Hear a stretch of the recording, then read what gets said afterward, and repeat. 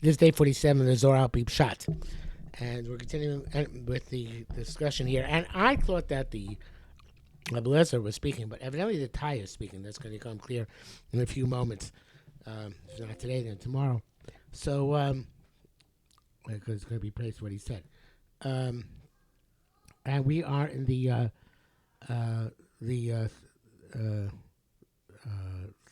second line on Vav Amid Aleph. Merachok, from a distance. Da Nekuda Ilah. So that's a higher level. Now, if the Rachok and Karov, Rachok was Yaakov and Karov is Yosef.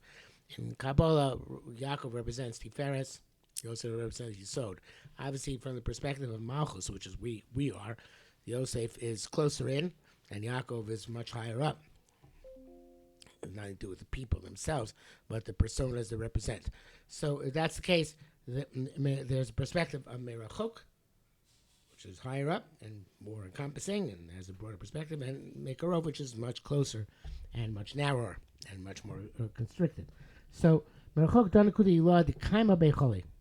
That's the higher point, which is in the Echol. In other words, it has the Midah of Tiferes, obviously, is a Midah which has represents awareness of all sorts of harmony, all sorts of synthesis. Chesed for Tiferes, it's a very high madrega. It's a wonderful madrega. V'adok siv tishmoru iskalil b'shamor, and it says to tishmor. This is also included in shamor. Well, that's at a distance. Umikdashi tiro. Okay, the mikdashi tiro, of course. This is Dor Nekuda the Kaima Mitzisa. This is the Nekuda in the middle, which obviously refers to that which is Karov, and that is, of course, the meet of Yosef. And the idea is the Isla Dachla Mine Yosir. You have to be more concerned that Mikula the Anshe Misa from all other punishments of Misa. Now, in Kabbalah, the punishment of Atzor Batala, which corresponds to the meat of Yisod, is very severe and is considered to be perhaps more severe symbolically than punishments for other types of crimes. And it could be that's referring to here that punishment for being pogam in the meat of Yisod. But it could also be saying that this is a very difficult situation to be in. In other words, you're in a situation where you are between the Olam Elyon, which everything is relatively clear, and the Olam Tachlim, which everything is confused. And there's a Nakuda here, which is very difficult to preserve this Nakuda Sa'emes, and the Nakuda of Tzidkus, which is represented by Yosef, which is in a constant state of battle, constant state of flux. And it's much more difficult to maintain and sustain. And this level of Shabbos, which is evidently the closer level of Shabbos, is more difficult to sustain, corresponds actually to Shamor. It's not just Iskal and Shamor because Tishmoru, but this level of Shamor where one can combat the constraints, the temptations, the difficulties of keeping Shabbos, and Mechalem Mosimos, because those are melachos of Shabbos. The Zohar Yom Shabbos, that's high and beautiful. The Shomer Yom Shabbos, that's much more difficult. And Man Mechalei, who are the people of Mechal Shabbos? Man the all go Chalal Digula Viribua. Those who go into the eagle and into the Ribua, and they take the Nekuda Yonah, do the Tachtoa, last side the Nakuda Sharia, where that Nakuda is, the lower Nakuda, Upagim Babe, and they damage it, they Mosimos. In other words, if a person is a Tinuk Shenishba, and they don't know better, so then the halach is beginning of go to the seventh paragraph of Shabbos. How many korbanos they bring? One korban, no korbanos. They don't know about Shabbos. Okay, that's not so bad. But if you go into Shabbos and you know about Shabbos and you know the higher level and the lower level and you know all about it, then that's much more dangerous. And then, of course, there are many chatoim you can be chayte, many korbanos you can bring, and many chiyuvei misa you can be chayav for as well. Vadoksi tiro.